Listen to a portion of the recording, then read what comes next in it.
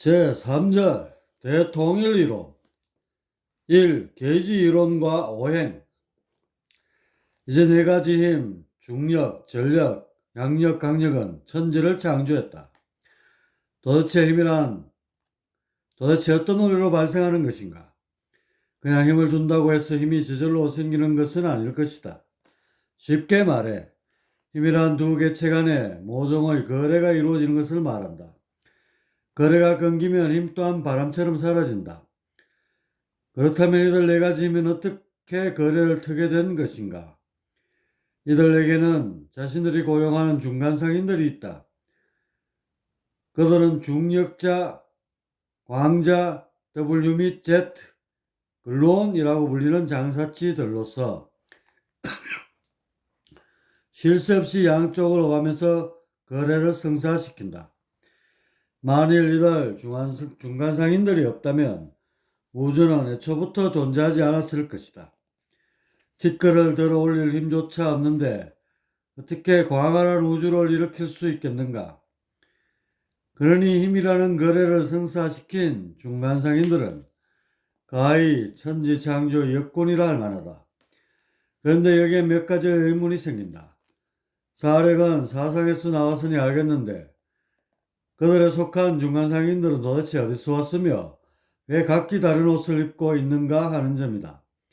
이왕이면 하나의 입자가 4대 힘의 매개체 노릇을 하면 더욱 편리한데 말이다. 만일 중간상의를 외부에서 끌어온 것이라면 하나의 상단 조직으로 통합할 수 있을 것이다. 그렇게 되면 힘의 발생 원리를 설명하는 데 보다 간명하게 된다. 그러나 쉽게도 그런 기대는 여의치가 않다.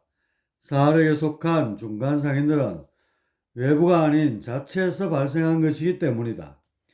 다시 말해 사력에 친숙한 소립자들이 매개체 역할을 자처하고 나서는 바람에 각기 다른 중간상인을 두게 된 것이다.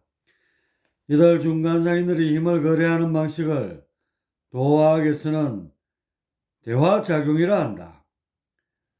마주보는 두 대상이 힘을 교환하며 대칭을 이루는 원리를 말한다. 가령 목과 금을 보면 이 두 기운은 서로 상극이면서도 이것 때문에 대화작용이 발생하여 대칭을 이룬다.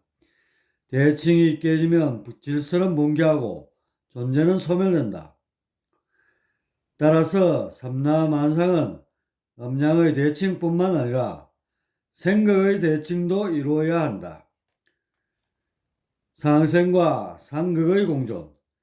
이런 생극의 환경 속에서 부평초처럼 떠다니는 사람들을 일러 중생이라 하고 그들의 삶을 고해라 한다. 그러나 달리 보면 고해이기에 변화와 창조가 성립되고 그러므로서 삶의 의미가 있게 된다. 원수와의 공존.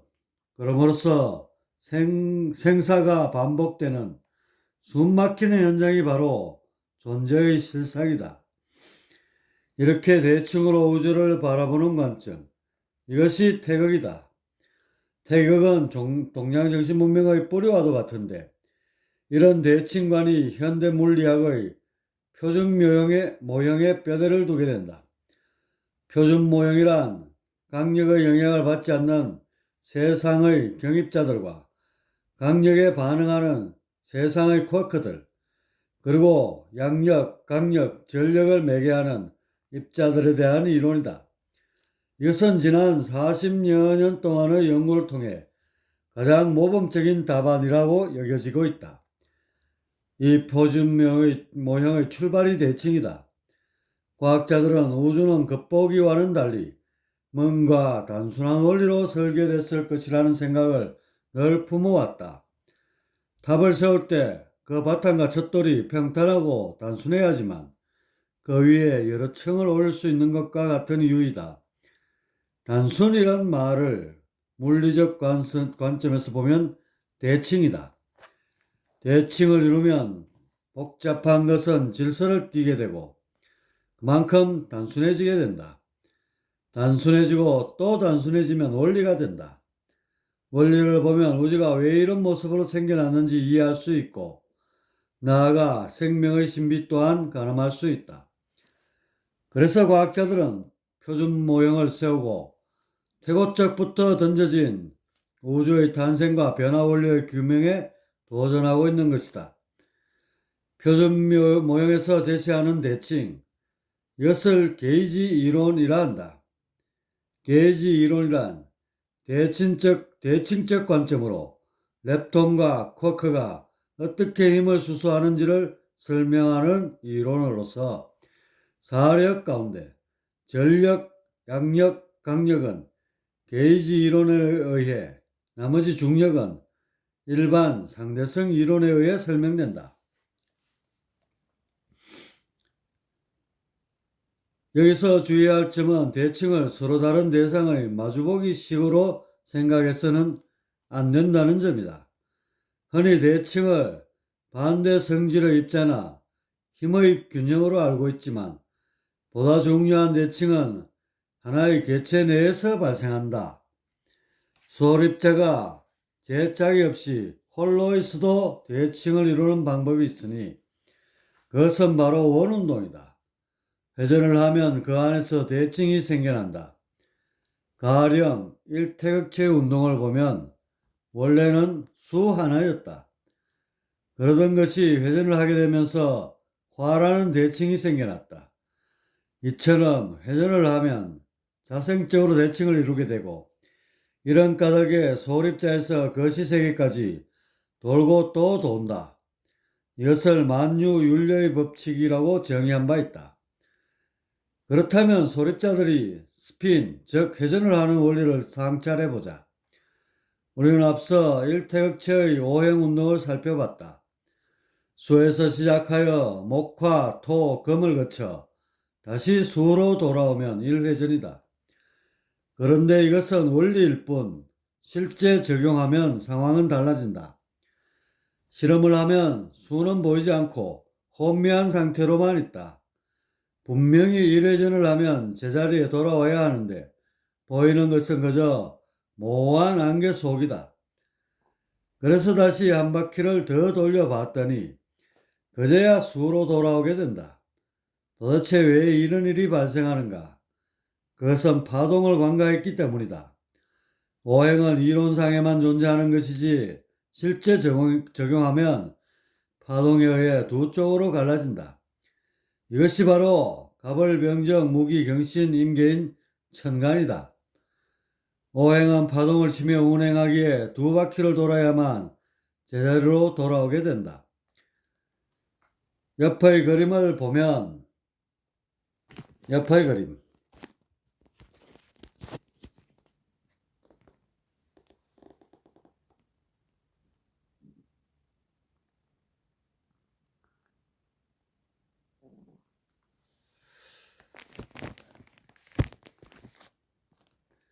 옆의 그림을 보면 오행이 천간으로 쪼개져 있다. 여기서 1회전을 하게 되면 임에서 갑, 갑에서 병, 병에서 무, 무에서 경이 된다. 그런데 이것은 겉보기일 뿐 그 이면에 또 다른 회전이 이루어져야 한다. 바로 파동을 이루며 대칭이 되는 개에서 얼, 얼에서 정, 정에서 기, 기에서 신이다. 수로 보면 1, 2, 3, 4, 5의 회전에 이어 6, 7, 8, 9, 10의 회전이 끝나야 비로소 1회전이 된다. 10은 1이 한 바퀴 돌므로써 바뀌게 된 모습이다. 실제 천간 운동에서는 대화작용에 의해 상극과 맞물려 동시에 운행한다. 정리하면 오행이 파동을 띠면 두 바퀴를 돌아야 제자리로 온다. 이것을 스핀 2분의 1이라고 한다. 만일 오행이 파동을 멈추고 회전을 하면 그땐 한 바퀴만 돌아도 제자리로 온다. 이것을 스핀 1이라고 한다. 오행이 한술 더 떠서 수에서 화, 화에서 수의 운동만 하게 되면 이젠 반 바퀴만 돌아도 제자리가 된다. 이것을 스핀 2라 한다. 만일에 토의 운동을 중심으로 삼게 되면 그땐 어떻게 운동해도 제자리이다. 이것을 스핀 0이라 한다. 스핀 2분의 1 운행 천간 스핀 0 운행 토화 스핀 1 운행 오행 스핀 2 운행 음양 위의 표에서 발생하는 회전은 이론상으로는 모두 가능하다. 하지만 실제 적용하면 파동을 띈 천간만 유효하게 된다. 두 번 회전해서 제자리로 돌아오는 구조가 되어야 하는 것이다. 그런데 실제 입자, 다시 말해 양성자, 중성자, 전자, 중성미자, 중간자 등은 스핀 값이 2분의 1을 갖는 반면 가상 입자들은 0, 1, 2 등의 정수값을 가진다. 여기서 0이나 정수 스핀을 갖는 입자를 보존, 스핀 2분의 1을 갖는 입자를 페르미온이라 각각 부른다. 정리해보면 우주는 물질을 구성하는 스핀 2분의 1인 입자와 물질 사이의 힘을 발생 및 전달하는 스핀 0, 1, 2의 입자들로 구분된다. 전자는 파울리의 베타 원리를 따르는 반면 후자는 따르지 않는다.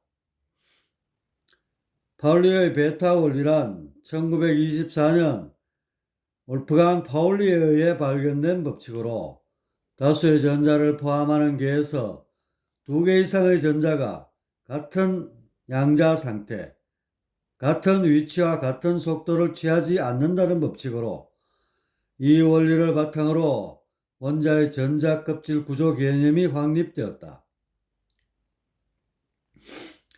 이 대차항수와 힉스 입자, 게이지 이론은 표준 모형을 지탱하는 꽤나 위상 높은 이론이지만 문제는 대칭성을 유지하기 위해서는 질량을 없애야 한다는 것이다. 천차만별인 질량은 대칭성을 깨는 커다란 적일 것이다. 그래서 이론에 따르려면 우주는 대칭성을 유지하기 위해 질량을 없애는 방향으로 나아가야 한다. 만일 그랬다면 일찌감치 우주의 모든 질량은 증발해 버렸을 것이다. 여기서 대칭이라는 우주 평행을 위해 존재하는 모든 것을 날려버리는 끔찍한 만행을 막는 조물주의 손길이 필요해지는 대목이다. 사라지는 질량을 막는 창조의 손길. 다시 말해 질량을 불어넣어주는 누군가가 절실해졌고 그것이 바로 신의 입자라고 불리는 힉스 입자이다. 힉스 입자는 질량을 부여하는 것을 자발 대칭성 깨짐이라 한다. 이론상에는 대칭성이 있지만 그 이론이 현실화될 때에는 대칭성 일부가 깨진다는 것이다. 힉스 입자는 미국의 물리학자 레온이 1993년 신의 입자라는 책을 쓰면서 붙여진 이름. 원래 레드만이 원했던 제목은 빌어먹을 입자, Goddamn Particle이었다. 입자를 발견하기가 어려운 것에 대한 푸념이 담긴 것인데 발행인이 책 판매의 목적으로 제목을 신의 입자, God Particle로 둔갑시켰다고 한다. 힉스 입자의 실체가 규명되어야지만 수십 년 동안 행해진 과학자들의 공동 노력은 결실을 맺을 수 있다. 그들이 큰 이견 없이 받아들이고 있는 표준 모형이 단단한 돌다리였다는 사실이 확인돼야지만 그 다리를 건너 미지의 세계를 일보 더 전진할 수 있다. 따라서 힉스 입자의 발견은 현대 물리학의 한 사이클을 종결짓고 또 다른 사이클로 넘어가는 분기점이다. 비유하자면 도박판에서 올인을 하고 마지막 패를 조이는 절박한 상황이랄까. 이 패가 과연 예상대로 에이스가 나올 것인지에 전 세계 과학자들의 이목이 집중되어 있다. 힉스 입자를 발견하기 위해서는 거대한 입자 가속기를 만들어야 하는데 그 돈이 가히 천문학적이다. 미국에선 20여 년 전 대략 2조 원 가량을 쏟아붓고 그 재정을 감당하지 못해 폐기한 바 있다. 그 바통을 유럽연합이 넘겨받았고 무려 10조 원을 투자하여 둘레가 27km에 달하는 거대한 입자 가속기를 만들었다. 지난 2008년 9월 10일 마침내 공식 가동에 들어간 유럽 원자 핵 공동연구소 세른의 대형 강입자 충돌기가 그것이다. LHC는 일종의 현미경이다. LHC는 대형 강입자 충돌기를 말한다. 그런데 현미경이라고 부르려니 렌즈가 없다. 오로지 충돌만 있을 뿐이다. 사실 관측은 충돌에서 비롯한다. 우리가 사물을 본다는 것은 대상물에서 튕겨나온 광자를 시신경이 감지하여 뇌 속에서 상황을 추론하여 그려내는 것이다. 이처럼 충돌은 대상의 베일을 벗겨 인지의 범위를 끌어온다. 그래서 양성자끼리 충돌시켜 그 속에 꼭꼭 숨어있는 소립자들을 밖으로 끄집어내는 것이다. 이것들 가운데 게이지 이론을 만족시킬 힉스 입자나 초대칭 입자가 나오면 일대 혁명을 맞게 될 것이다. 이 책이 나온 2013년 이후 몇 해 후 힉스 입자가 발표되었다는 뉴스 보도가 있다. 우리는 이 시점에서 질량이란 것이 무엇인지 곰곰이 생각해 봐야 한다. 아인슈타인은 질량을 에너지로 봤다. 그의 공식에 따르면 존재하는 모든 것은 에너지로 환원될 수 있다.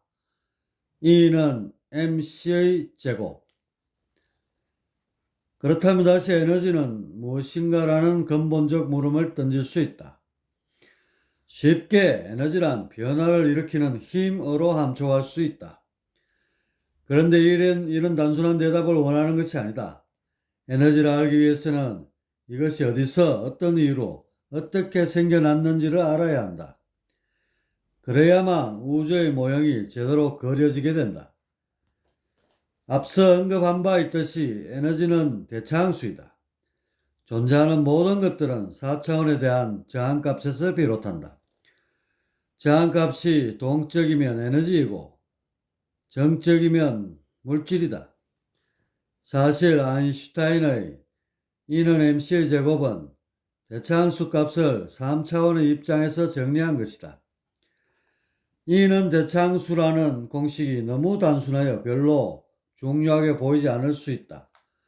하지만 이것은 우주를 고차원과 연결짓는 다리이다. 이 다리가 전제되지 않고는 우리 우주를 설명할 길이 막힌다. 전 세계의 과학자들이 수백 년 동안 노력해도 우주의 일부분만을 파헤치는 선에서 멈추고 말 것이다. 우리는 현재 첩첩산중의 어느 골짜기에서 솟아나는 물 웅덩이에 발을 담그고 있다. 그 웅덩이의 존재를 파헤치기 위해 수많은 과학자들이 평생에 걸쳐 온 힘을 쏟아붓고 있다. 그런데 물 웅덩이를 정확히 이해하기 위해서는 지하수는 물론이고 그것이 흘러가는 계곡과 강, 그리고 바다와 저 하늘에 떠있는 구름을 이해해야 한다. 그것들과 하나로 연결되어 있다는 인식이 전제되지 않고는 물 웅덩이의 베일을 벗길 수 없다. 가령 아인슈타인은 빛을 상수로 놓고 상대적 시간을 주장했다. 속도가 빠르면 시간이 느리게 간다. 질량이 무거워도 시간은 느리게 간다. 일반 상대성 이론에서는 빛의 에너지와 그 진동수에 의한 변화로 풀이한다. 가령 집 표면을 벗어나 높이 올라가면 빛이 에너지를 잃으면서 그에 따른 진동수도 낮아진다. 파동의 간격이 멀어져서 그만큼 시간이 느리게 간다는 것인데 다소 모호한 해석이다. 이런 기이한 현상이 발생하는 이유에 대해 그는 광속 불변의 법칙을 근거로 제시했다. 빛이 우주 상수가 된 것이다. 부연하자면 관찰자의 속도가 빨라지면 광속이 그만큼 느려져야 하는데 광속을 일정하게 유지하기 위해 시간이 느려진다는 얘기이다. 이런 회계망측한 얘기가 어떻게 가능할까? 광속을 유지하기 위해 시간을 늦춘다는 말이 나온 것은 물 웅덩이만을 보기 때문이다. 시야를 넓혀 바다와 하늘을 보게 되면 그런 편협한 시각은 생겨나지 않을 것이다. 에너지는 4차원에 대한 저항값 대차항수이다. 대차항수가 높아지면 소립자를 포함한 그 영향권 내의 모든 것이 그만큼 느리게 움직이게 된다. 이런 상태에서 창밖의 빛을 보면 그 속도가 일정하게 보인다. 광속을 유지하기 위해 시간이 느리게 간 것이 아니라 대차항수에 의해 저절로 그렇게 된 것이다. 질량이 무거운 것도 같은 이유이다.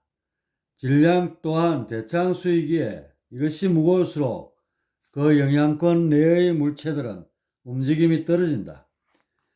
결과적으로 시간이 느리게 가게 된다. 만일 속도를 빛의 속도로 끌어올리면 어떻게 될까? 대차항수가 극한도로 치달으며 시간이 점점 느려질 것이다. 그러나 빛의 속도와 일치되는 순간 온 우주를 폭발시킬 것만 같았던 대차항수는 그 순간에 사라지고 질량 0이 되어버린다. 차원이 뒤바뀐 것이다. 따라서 빛의 속도보다 더 빠르게 움직일 수 있는 것은 없다. 또한 시간이 거꾸로 흐르는 일도 없다. 빛의 속도와 같아질 때 고차원으로 들어가기 때문이다. 타임머신은 빛을 상수로 이용하여 만들어지는 것이 아니다. 그것은 공수 방정식을 이용한 정보 조작에 의해 가능해진다. 왜 빛의 속도보다 빠를 수 없는가?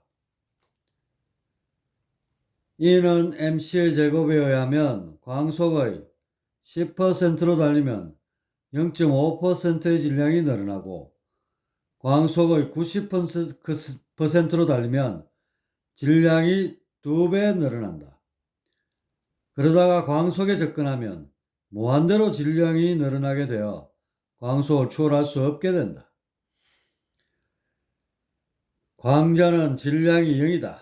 질량이 0이란 것은 대차항수가 0이라는 것이다. 그러니 이것보다 빠른 것은 있을 수 없다. 어떤 소립자가 질량이 0이 되면 광속과 같아지게 된다. 속도는 저항값과의 싸움이다. 일부 과학자들은 빛보다 빠른 타키온이라는 입자에 관심을 보인다. 1973년 오스트레일리아의 R 클레이와 R 크라우치는 우주선 샤워 관측 중 빛보다 수백만 분의 1초만큼 앞서서 어떤 신호를 받았다. 우주선 샤워란 우주선이 대기 속의 원자핵과 충돌하여 분열 과정을 되풀이하면 다수의 소립자가 연이어 방사성으로 발생된다. 광자를 수반하는 것과 그렇지 않은 것이 있다. 이다.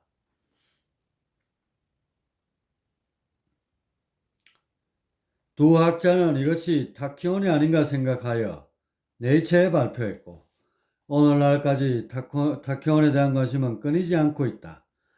하지만 타키온은 가상적 입자이지 실존할 수 없다. 간혹 기적 같은 확률로 4차원 공명현상에 의해 빛보다 앞선 반응이 일어나는 수가 있다.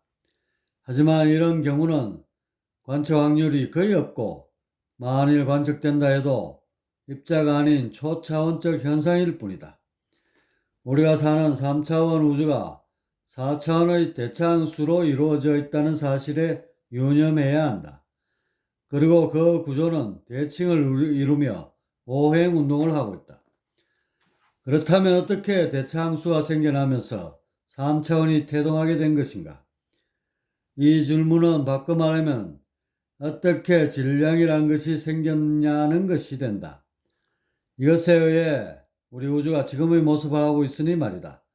3차원, 그것은 4차원의 오행운동 과정에서 생겨난 변종이다. 그것을 도학에서는 육기라 한다.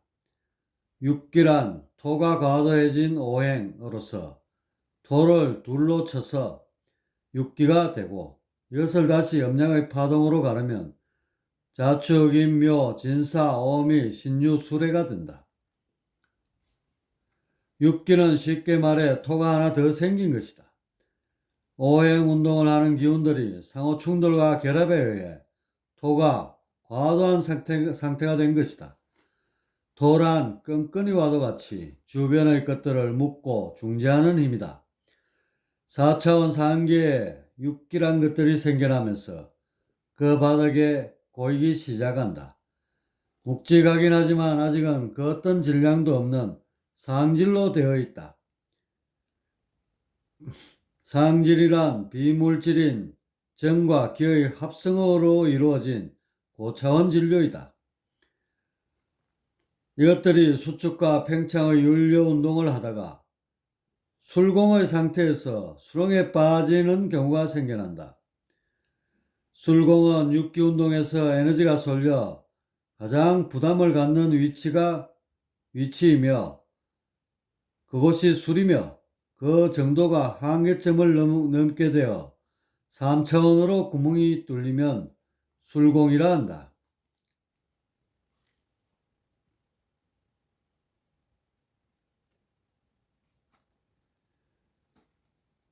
지금껏 멀쩡했던 술의 단계에서 갑자기 구멍이 뚫리면서 발이 쭉 빠지는 것이다.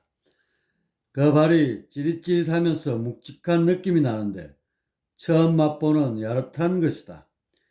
이런 폐쇄적 느낌이 바로 대차항수이고 이것으로 세워진 곳이 3차원이다. 깜짝 놀란 육기는 기운을 당겨 다시 윤려 운동을 하게 된다. 이런 식으로 육기의 발이 불쑥불쑥 들어오고 있는 것이 소립자의 세계이다. 그 발이 살짝 들어온 놈에서부터 좀 더 깊숙이 들어온 놈들까지 천차만별이다. 그 발의 깊이는 질량이라는 대차항수 값에 의해 알 수 있다. 깊이 들어올수록 대차항수는 높아지고 이렇게 되니 질량이 높게 나온다. 또한 대차항수를 받는 상태에서 발을 휘젓게 되면 저항값이 높아지면서 에너지는 증가하게 된다. 그 값이 E는 MC의 제곱으로 나오는 것이다. 그런데 수렁으로 들어온 것도 아니고 그렇다고 완전히 떨어진 것도 아닌 중간자의 것들도 보인다. 질량이 0인 것들인데 이것들은 상계에서 자유로이 논일지 않고 수렁의 표면에 바짝 붙어 움직인다. 그 대표적인 것으로 빛이 있다. 그래서 빛을 보면 분명 입자이긴 한데 질량이 0이다. 그리고 어떤 매개 물질도 없는데 파동을 이루면서 퍼져나간다. 빛이 파동을 이룬 것은 현계의 표면, 다시 말해 공각을 따라 흐르기 때문이다. 공각은 차원의 경계선으로 질량이 0이면 대차항수 또한 0이어서 차원의 중간선인 공각에 위치하게 된다. 공각을 이루는 막이 진동을 하면서 빛을 전달하는 것이다. 이런 이유로 빛은 입자성과 파동성을 동시에 띠게 된다. 어찌됐건 육기는 빛처럼 수렁의 표면을 흐르는 놈에서부터 그 속에 발을 담그며 기웃거리는 놈까지 생겨났다. 그런데 발을 담그는 놈들 중에 수렁으로 완전히 빨려 들어가는 놈들이 생겨났다. 순식간에 들어가면서 거센 저항을 받으며 질량을 띠게 된다. 이놈이 들어가자 주변을 질서, 다시 말해 대칭성이 깨지면서 주변의 대차항수 값이 높아지는 현상이 발생하게 된다. 마치 질량이 전염되듯이 주변으로 퍼져나가게 되는 것이다. 이렇게 수렁에 첨벙 빠지게 되는 육기, 이놈을 과학에서는 힉스 입자라고 한다. 이놈으로 인해 질량이 생겨났기에 신의 입자라고까지 추앙받는 놈이다. 그래서 이놈을 발견하기 위해 천문학적인 돈을 아낌없이 쏟아붓는다. 그런데 힉스 입자를 찾는다고 해서 표준 모형이 마침표를 찍을 수 있는 것은 아니다. 과학은 왜라는 단어를 놓는 순간 그 기능을 잃게 된다. 끊임없이 왜를 외쳐야 하고, 그렇게 힉스 입자에 의한 의문이 되풀이될 수밖에 없다. 가령 힉스 입자에게 사명을 부여한 입자라든지 힉스 입자를 낳은 모태 입자라든지 질문은 한도 없다. 물론 힉스 입자를 발견함으로써 한숨을 돌리게 되겠지만 앞으로 가야 할 길은 첩첩산중이다. 따라서 이런 고난의 행군을 종식시키려면 훌쩍 산을 날아올라 전체 상을 내려다보는 수밖에 없다. 차원을 높이지 않으면 이 문제는 그네처럼 앞으로 나가지 못하고 되풀이될 것이다. 참고로 빅뱅은 육기의 과도한 밀집에 의해 발생하였다. 수렁으로 들어가지 않기 위해 발부둥치는 육기들의 지나친 저항이 결국 일시에 터지면서 거대한 대차항수를 불러왔다. 초대형 대차항수, 이것이 특이점이다. 달리 원초 블랙홀이다.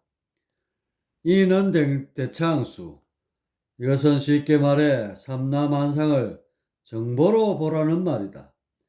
정보는 유도 아니고 무도 아니다. 정보는 공이며 만물이 존재하고 변화하는 근본 이치이다. 3. 암흑에너지와 암흑물질, 그리고 6상의 입자. 우주는 왜 4개의 힘이 공존하고 있는 것일까? 아쉽게도 현대과학은 아직까지 이 단순한 질문에 대답하지 못하고 있다.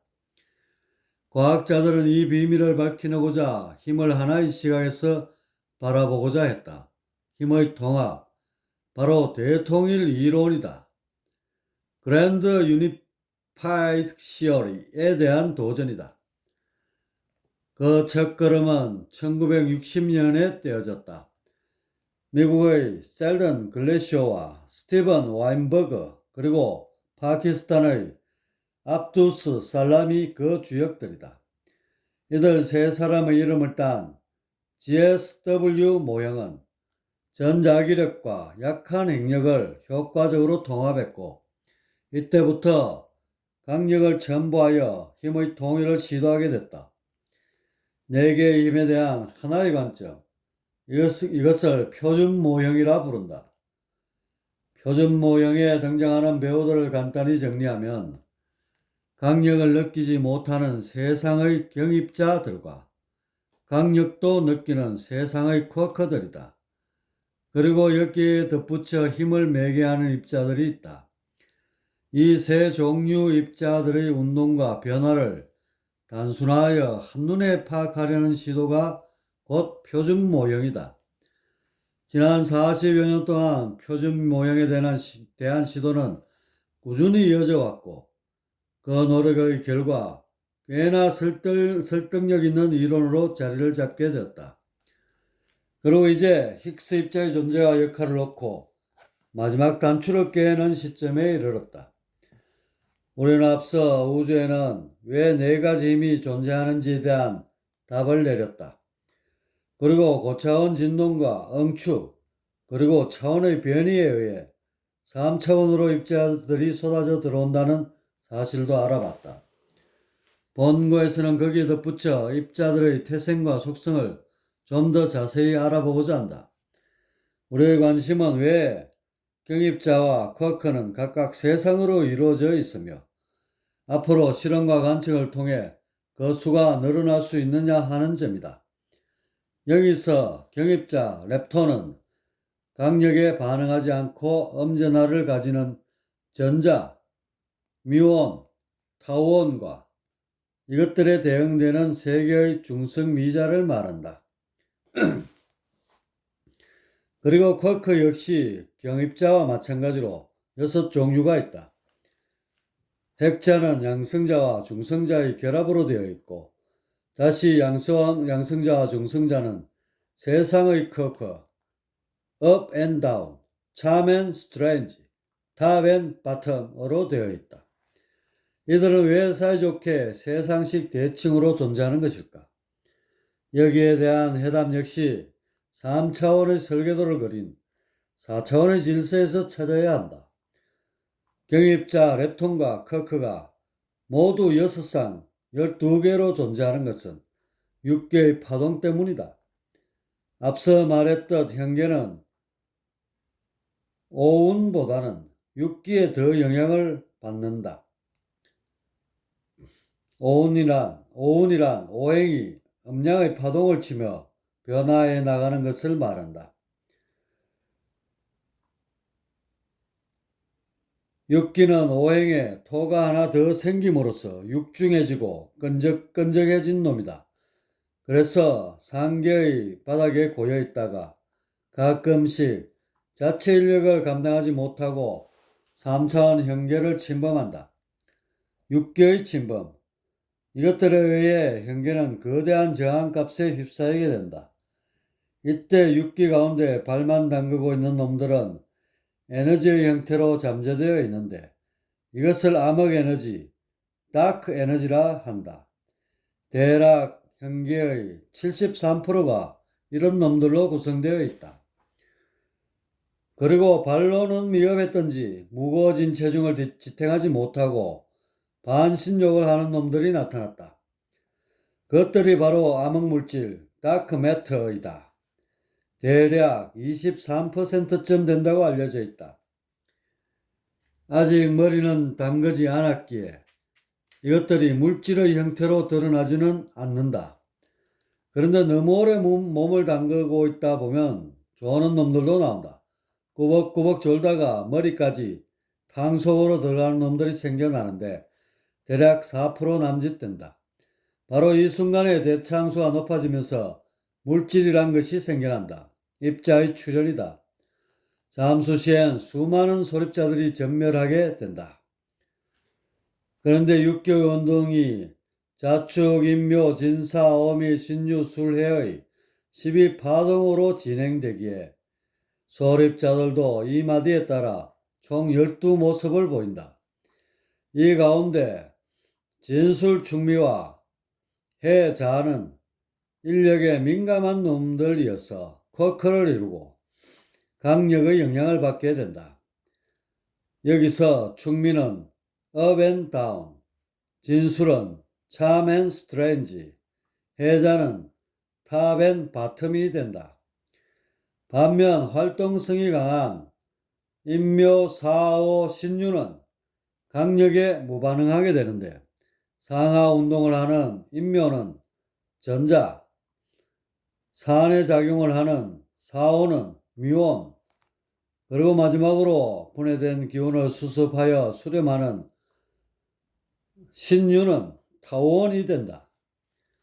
그렇다면 여기서 또 한 가지 의문이 든다. 경입자와 쿼크의 수는 지금까지 발견된 것이 전부인가 하는 것이다. 그렇지는 않다. 6개의 운동은 12파동에서 멈추는 것이 아니다. 그 파동은 순간에 수천 수만의 너울을 일으킬 것이다. 다만 우리가 중시하는 것은 그 너울의 구조가 6기 자체가 지닌 12파동의 공통 분모를 지니고 있다는 점이다. 따라서 그 이상의 쿼크나 렙톤을 발견한다고 해서 핵자의 구조와 그 운동성을 파헤치는데 큰 기여를 하게 되는 것은 아니다. 교과서는 6기의 파동이고 그 이상의 것들은 참고 자료에 해당될 것이다. 현재 쿼크나 렙톤을 36개와 27개로 더욱 세분하여 분류하기도 한다. 하지만 이보다 더 쪼개 들어가도 6개의 시위 파동이 뼈대를 이루고 있다는 사실엔 변함이 없다. 4. 가상입자와 인력. 앞서 가상입자, virtual particle이라는 말이 나왔다. 도대체 가상이란 단어는 실제 있을 수도 있지만 역으로 없을 수도 있다는 말이다. 왜 이런 모호한 단어가 나온 것일까? 그것은 이론적으로 있을 가능성이 높긴 하지만 아직까지는 관측이 안 되고 있기 때문이다. 다시 말해 입자끼리 힘을 전달하기 위해서는 모종의 연결고리가 있어야 하는데 이론상 그 고리에 해당하는 입자가 반드시 있어야 한다는 얘기다. 그것이 관측되지 않으므로 가상입자라고 하는 것이다. 중력을 예로 들어보자. 어떤 물체든지 잡아당기는 인력을 지니고 있다. 이것이 만유 인력이다. 그런데 저 혼자만 존재한다면 잡아당기든 밀어내든 그건 알 바가 아니다. 문제는 둘 이상이 근접된 공간에 존재하면서이다. 두 개의 물체가 일정 거리에 다다르면 두 물체 사이에는 줄다리기가 발생한다. 서로 가차없이 잡아당기는 것이다. 바로 이때 어떻게 힘의 교류가 발생하는지가 관심의 초점이다. 물체에 끈끈이 주걱이 달린 것도 아닌데 어떤 원리로 잡아당기게 되는지 의아하지 않을 수 없다. 이 점에 대해 아이작 뉴턴의 대답은 단순했다. 그는 두 물체는 별다른 이유 없이 그냥 순간적으로 힘을 주고받는다고 말했다. 물론 당시의 과학적 지식을 고려하면 더 이상 복잡한 대답을 기대하기란 쉽지 않을 것이다. 이 의문에 보다 설득력 있는 이론을 들고 나온 이는 마이클 패러데이이다. 그는 최초로 장 개념을 도입해 물체 주위에 중력장, 그래비티 필드가 형성된다고 주장했다. 그 장 안에서 힘의 간섭이 발생한다는 그럴듯한 이론이다. 뉴턴에 비하면 보다 구체적인 것은 맞지만 아직도 힘의 원리를 정확히 규명하기에는 미흡했다.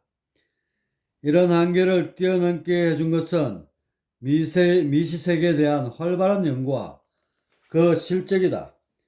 핵자의 발견과 그 주변에 형성되는 양자장은 힘의 원리를 보다 자세히 보여주었다. 하지만 이렇게 눈부신 과학의 발전에도 불구하고 미진한 부분은 여전하였다. 그래서 1960년대에 이르면서 가상입자 개념이 적극적으로 도입된다. 바로 게이지 입자라 불리는 이론상에만 존재하는 상상 속의 입자들이다. 이 입자들은 독립적으로 존재하기도 하지만 경우에 따라서는 어떤 입자에 의존하여 발생하기도 한다. 패러데이의 장이론을 이런 입장에서 보면 가상입자들이 주변에 넓게 퍼져 나와 있는 상태가 된다. 이것들이 중심 입자에서 멀리 떨어질수록 그 수가 줄어들고 그만큼 힘의 크기는 줄어들게 된다. 그런데 이런 가상입자를 과학에서 도입해도 되느냐 하는 문제가 대두될 수 있다. 과학은 실증의 영역만 다루는 것이 아니다. 납득할 만한 이론을 정립하고 그 이론을 현실화하는 것도 과학적 방법이다. 가상입자는 나름 충분한 이론적 토대를 지니고 있고 그렇기에 과학적 대상에 포함되는 것은 이상할 것이 없다. 가상입자들이 관측되지 않는 이유는 시간에 있다. 가상입자가 존재하는 시간이 매우 짧기 때문이다. 가상입자는 매우 불안정하고 에너지양이 극미한 입자로서 매우 짧은 시간 동안에만 물리적으로 존재한다. 이렇게 되면 관측도 힘들어지고 입자 자체도 모호해지고 만다. 불명확한 에너지가 되어버리는 것이다. 이렇게 가상입자들은 부연 한계 속에서 아지랑이를 연신 피워대며 과학자들을 혼란케 하고 있다. 그런데 정작 중요한 것은 이것들이 어떤 원리로 힘을 행사하느냐는 것이다. 이 점에 대해 일본의 과학자 유카와 히데키가 파이온을 이용한 힘 전달 모델을 제시했다. 파이온이란 원자핵 내에서 핵자를 결합시키는 역할을 하는 소립자이다. 파의 중간자라고도 한다. 1935년 오카와 히데키가 이론적으로 밝혔고 1948년 실험으로 증명됐다. 당시엔 획기적 아이디어였지만 들어보면 누구나 쉽게 생각할 수 있는 단순한 구조이다. 가령 피구 경기를 보면 같은 편 선수들은 재빨리 공을 주고받으면서 상대 선수를 타격할 기회를 엿본다. 이때 공을 빠르게 패스하면 주는 쪽이나 받는 쪽이나 뒤로 밀려나게 마련이다. 공을 패스하는 쪽은 체중이 쏠리는 것을 제외하고 보면 공이 날아가는 반대 방향으로 힘이 작용한다. 또한 공을 받는 사람은 공의 힘만큼 뒤로 밀려나게 된다. 호나우드의 강력한 프리킥을 가슴에 품은 골키퍼가 뒤로 주춤 밀려나는 것을 연상하면 된다.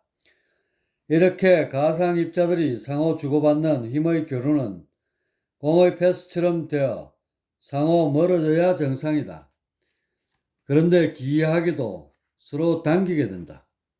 반대 현상이 벌어지고 있는 것이다. 이 점에 대해서 과학자들은 불확정성의 원리를 가져다 붙인다. 힘이 활발히 교류하면 위치에 대한 불확정성이 낮아진다. 이렇게 되면 운동량에 대한 불확정성은 높아진다.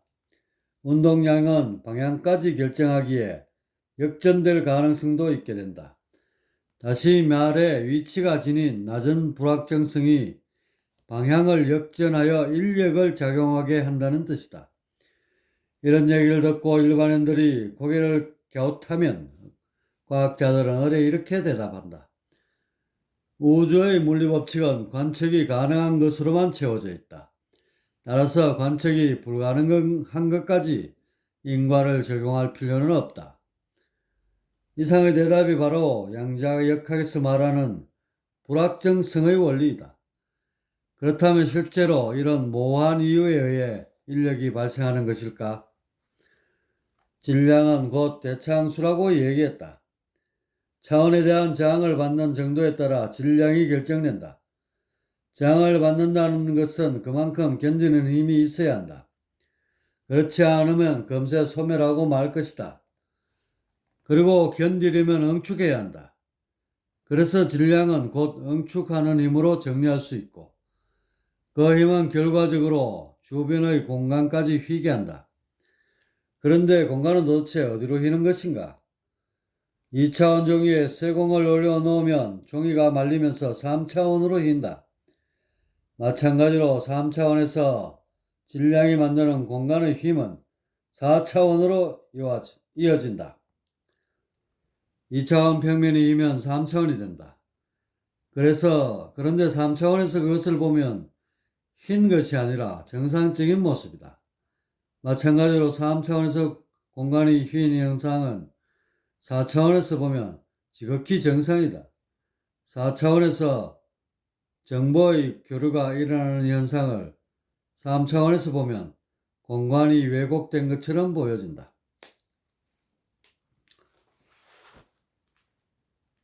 휜 정도까지가 4차원에 미치는 공간이 된다. 따라서 질량을 지닌 모든 것들은 크든 작든 이미 4차원에 맞닿아 있다. 이렇게 보면 3차원은 마치 4차원이라는 호스에 떠있는 부평초 같은 것들이 된다. 그런데 공간이 휘었다는 것은 정확히 무엇을 의미할까? 그것은 앞서 말했던 대차항수에 의해 힘의 방향이 한쪽으로 쏠린 것을 말한다.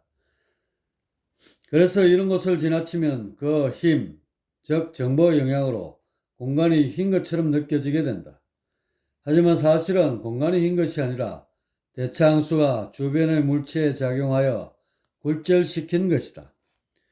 이처럼 대차항수에 의해 힘의 방향이 일률적으로 물체의 중심을 향하고 그것이 주변 물체에까지 영향을 주는 것을 일러 중력이라 한다. 중력이란 중력자라는 가상입자를 교환하면서 인력을 행사하는 것이 아니라 휜 공간 내에서 대차항수에 대한 정보를 수수하면서 자연스레 발생한다. 여기엔 예외가 없기에 만류인력이라 한다. 가상입자는 이런 환경 속에서 물체에 딸린 입자들이 활발하게 교류하고 있는 현상에 지나지 않는다. 그리고 한 가지 더, 물체에서 가상입자가 떨어져 나가면 물체의 질량이 줄어야 하는데 실제로 그런 일은 없다. 이 점에 대해서도 알아보자. 가상입자는 에너지 보존 법칙을 어기면서 나오게 되는데 이런 현상 또한 불확정성의 원리에 의해 무마된다. 즉 인신론적으로 관측 대상이 아니면 물리 법칙을 어겨도 상관없다는 것이다. 이렇게 되면 이론적으로 가상입자는 무에서 유로 창조된 꼴이 된다. 하지만 관측상으로는 그 생멸의 주기가 너무 짧아 아무런 문제가 없게 된다. 이것이 불확정성의 원리에서 가상의 입자의 창조와 소멸에 대해 설명하는 내용이다. 뉴턴에서 아인슈타인으로 이어지는 고전 물리학은 결정론적 인과관을 토대로 한다. 물리현상은 일모의 어긋남도 없이 인과관으로 이루어져 있고 그렇게 미래는 결정되어 있다는 이론이다. 20세기 초 거시세계의 비밀이 속속들이 드러나면서 이 이론은 정설로 받아들여졌고 세인들은 자아의 실체가 모호해지는 큰 혼란을 겪게 되었다. 사주팔자처럼 인생이 정해져 있다는 식의 사고방식은 삶의 동력에 적잖은 손실을 주었을 것이다. 이런 시대적 흐름에 제동을 걸고 나선 것이 양자역학이다. 17세기부터 가속화된 물리학은 거시적 현상을 기술하기 위한 고전역학이었다. 그러나 이런 거시적 접근이 원자와 소립자를 다루는 미시세계엔 적용되지 않는다.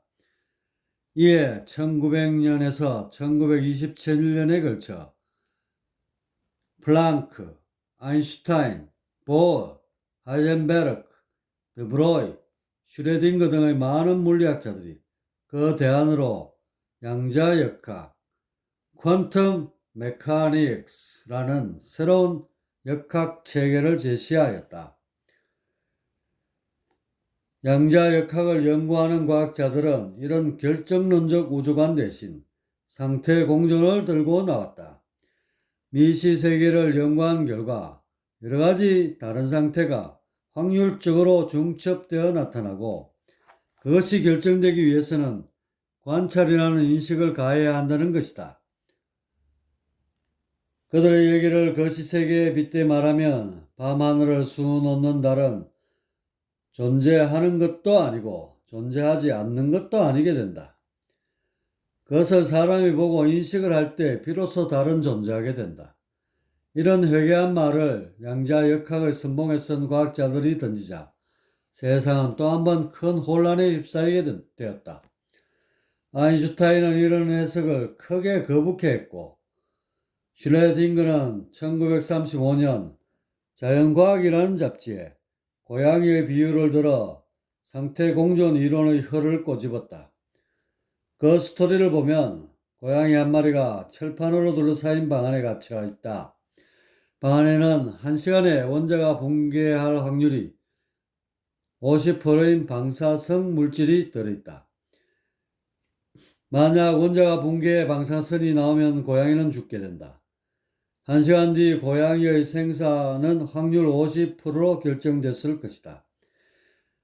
하지만 양자역학에서는 이런 기계론적 결정론을 거부한다. 고양이의 생사는 아직 결정되지 않았다는 것이다.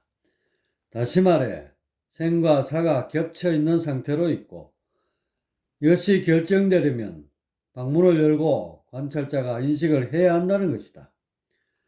슈레딩거는 고양이의 비유를 들어 상태 공존의 비논리성을 강하게 비판했다.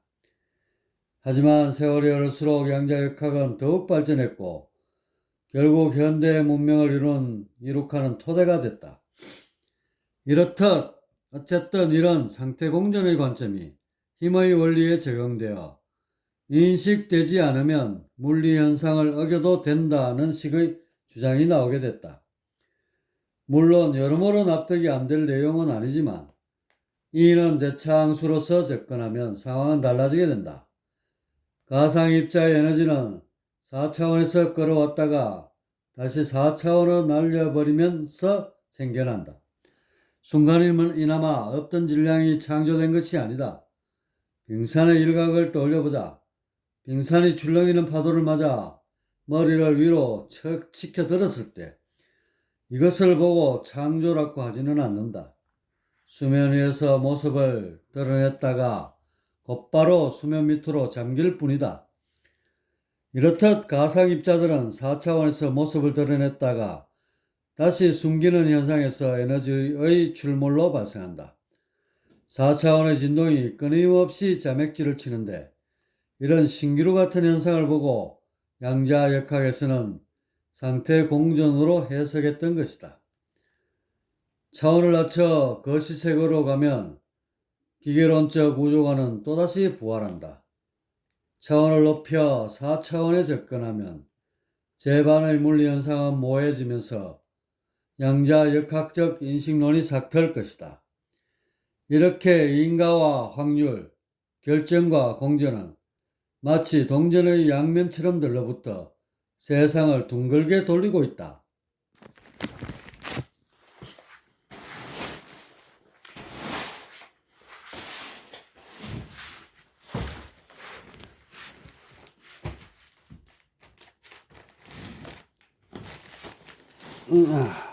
자,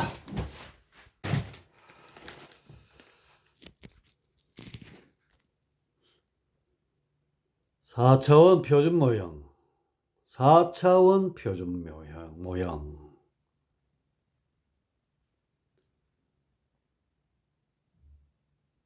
태일, 무극, 홍극, 태역, 태초, 태시, 태소에서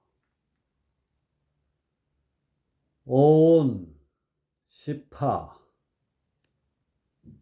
육기, 12파,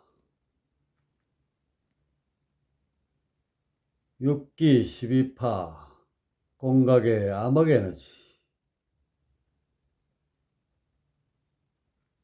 6기 12파, 암흑물질, 6기 12파, 물질, 점점 수렁 속으로 빨려드는 6기, 3차원, 현계,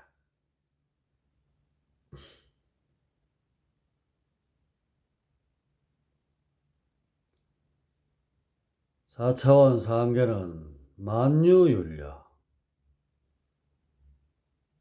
공각, 대차항수 0, 보호가 역전되면서 여율, 유만, 만유윤력,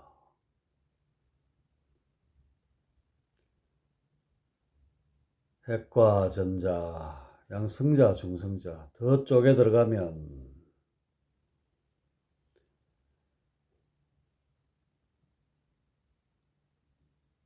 12파가 물질화된 모습, 쿼크,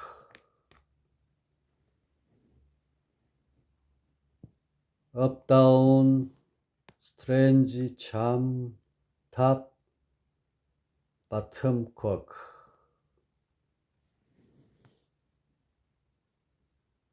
경입자 렙톤, 전자, 전자중성미자, 뮤온 중성미자, 타우, 타우 중성미자, 그리고 흰맥의 입자.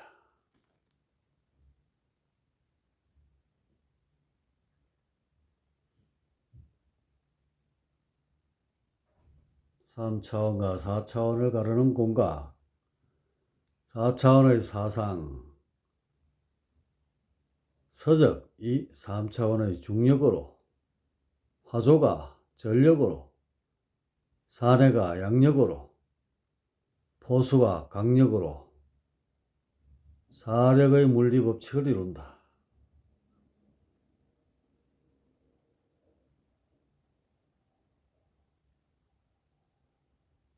4차원 표준 모형.